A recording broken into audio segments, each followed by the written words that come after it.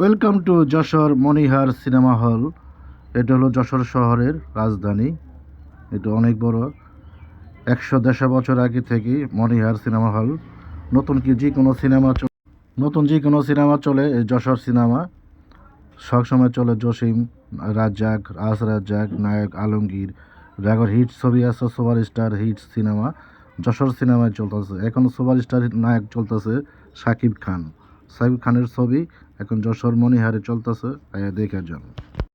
খুব action cinema, 3 action drama, Rupali Padma চলিত আছে যশোর। এই সিনেমা যারা আরামে দেখতে পারবেন, এসি লাগানো আছে, এসি সহ আছে, ডিসি ফার্স্ট ক্লাস, সবটাই পুরা হলটাই শীতাতপ্ত নিরঞ্জন। এই এসি ওরা সিনেমা হল যশোর মনিহার সিনেমার হলের সাথেই হোন্ডা পার্টসের মার্কেটের সাথেই বেনাফুল যাইতেই বাজে Jessore cinema hall. 3 action drama, Rupali Padma আসিত আছে।